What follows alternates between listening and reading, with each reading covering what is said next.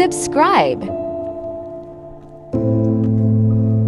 Tubahaye ikaze tubifuza kugubwa neza aho muri hose, abatameze neza namwe mbabwira ngo muhumurize ko bizahora, ubuzima bujya buhinduka ugasanga nawe urishimye.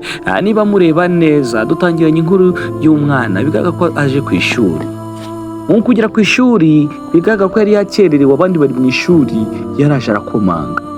Akomanze mwarimu ati hagarara hano, nta kindi yakoze ateye kwisobanura ati kuki wakererewe.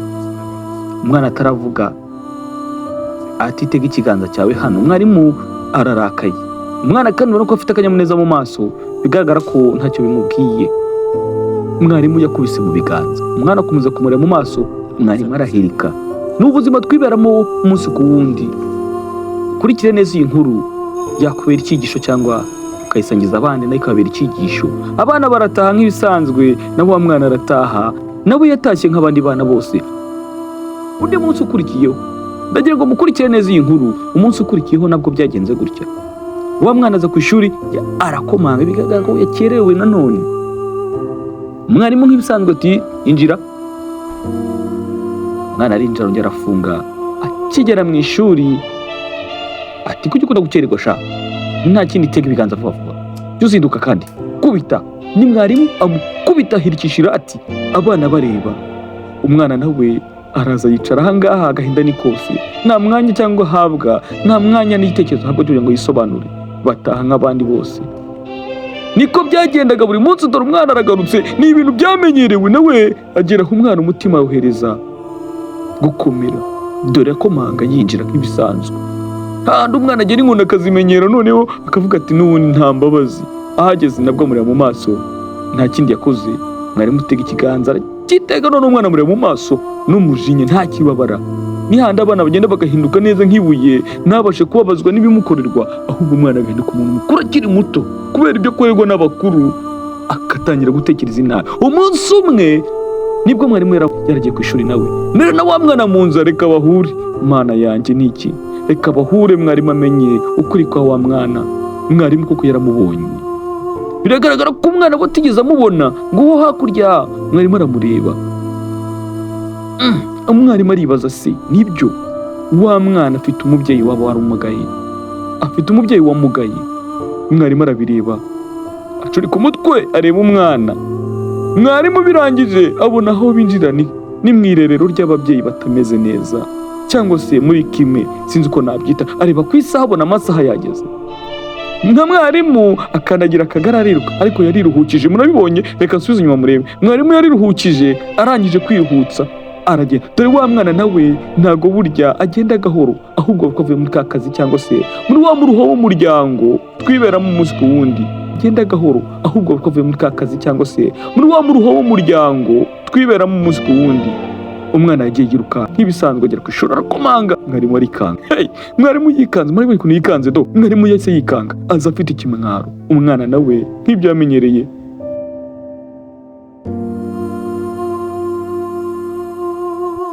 areba mwarimu mu maso. Mwarimu ararakara nk'ibisanzwe, nyamara yahindutse. Umwana nta kindi yateze ikiganza ati kubita. Dore agahinda ahantu gatera umutima, nawe ukumva wakwiyahura. Mwarimu yarambitse irati mu kiganza, arangije atega ikiganza by'umwana ati ninjye munyamakosa, nkubita nanjye. Umwana yararebye arumirwa. Mwarimu nawe yarapfukamye, amarira ni yose amusoma mu kiganza, amubwira ati mbabarire mwana wanjye, ntago nari nzi ko wahe mu buzima. Ni ukuri rwose, umbabare nabaye ikigwaro ndusha ubugabo. Burya wandebaga mu maso nibwiraga ko ari agahinda k'ibindi, k'inkoni cyangwa k'amakosa yawe, kumbi wambonaga nk'ikigwari. Ni gute muri ubuzima isi turimo twahinduka ibigwari imbere yabo twagakomereyeho? Ndagira ngo mubwire ngo iyi nkuru yisangiza abandi. Hari ibigwari byinshi dufite mu buzima busanzwe. Kwitwa kuri umuyobozi w'abandi, ukwiye uciye bugufi ku bandi kugira ngo bakwisange umenye ibibazo byabo, utazibabariza umutima nk'uyu mugabo. Iyi nkuru nyituye abantu bose ba mitima kugira ngo bige guca bugufi. Igihe cyose mu buzima ubona byanze, gerageza gatoya nibura utekereze ujye mu cyimbo cy'uwo muntu, wibaze niki kimutera ibi. Nibwo buzima twiberamo umunsi ku wundi, aho usanga abantu mu buzima busanzwe nta kindi kibatunze no kumva ko ari umuyobozi ice ku ntebe ya cyami, cyangwa se kumva ko ari umutware w'abandi. Nyamara tujye muri rya jambo risomwa muri Bibiliya kenshi n'abantu benshi kuba yizera n'abayemera, rivuga ko ushaka kuba mukuru mu bandi ahinduka nk'umwana muto. Umwana muto ni iki? Ni umuntu ibagirwa vuba kandi akanababarira vuba. Aba bose ureba ubuzima tubayemo ubuzima bwitwa ko ayoboye abandi, agahagara akamera nk'uhagaze abandi ku gikanu, akabuza amahwemo, akumva mbese we ni marayika uhagarariye abandi. Nyamara umuntu ni umuntu yakosa, umuntu yakora amakosa. Ariko ni byiza kudahutiraho ku makosa y'umuntu cyangwa uwundi. Ntabwo wari ukwiye kugira ngo umucire urubanza utabanje kumenya icyamuteye amakosa. Dore ngibi bituma abantu bahinduka babi. Umuntu akaza ari umugabo mukuru utebeje wambaye ikote na kositimu, mu bakozi bambaye incabari cyangwa se incabure n'abandi baciye bugufi imbere ye, agakandagira ku gikanu nta mbabazi. Nta nubwo yifuza kumenya icyateye ikosa ryatumye umwe mu bakoreshwa cyangwa se umwe mu bakozi akorera ikosa, ahubwo kuko afite ubutware, kwitwa amazina y'amatitre akomeye ngo hagarariye abandi. Ntabwo bivuze ko ugomba kubahagara ku gatuza, ahubwo ugomba gusobanukirwa ubuzima atuyemo. Ushaka ubuhembwa menshi kumurusha, ariko bivuze ngo mu gihe uri mu nshingano zawe iga kubana nabo neza, wiga kubana nabo, uzi ubuzima bwabo bwa buri munsi. Rimwe na rimwe wige kujya mu mwanya nk'uwabo, urebe icyaha bafite. Intege nke cyangwa se kuba ikigwari bituruka he? Ni igihe witaga ikigwari akurushisha ubugabo, imbere yawe wagenzura neza ukabona neza waguye imbere ye wakindutse. Dutekereze gatoya kuri video tubonye. Uyu mugabo cyangwa se uyu mwigisha yafataga umwana nk'ikigwari, nk'ikizete, wa wundi uzi nyuma y'abandi bose bavuga kuzinduka akaza yakereyeho iminota runaka, ukamwita ikigwari. Ibi ngibi ntabwo bivuze ko ari ikigwari nk'uko ubyibwira cyangwa ubibona, ahubwo igihe utaragera mu mutima we ni we kigwari. Ushobora gusanga akoresha imbaraga zose afite mu buzima bwe kugira ngo abashe kugera aho agera aho ngaho, cyangwa se abashe kugera ku ishuri ku gihe. Uhinduka ikigwari ryari? Ni igihe wa mwana akoze ikosa ugira kabiri gatatu utaramenya amakuru ye bwite y'ubuzima bwe muri rusange. Uhinduka ikigwari ryari? Ni igihe wa mwana bya bihano umuha akabikora nishimye, rimwe na rimwe ukabona araje yibwirize kugira ngo abashe guhanwa. Uhinduka ikigwari ryari? Ni igihe uzamubona ukabona ibyo akora byose abikorana umutima ukomeye, mu ngorane no mu bibazo ntabwo arizwa n'ubusa. Uhinduka ikigwari ryari? Ni igihe wowe wakabereye umufasha, abonye intege nke zawe kandi noneho umurusha amaboko, nibwo witwa ikigwari.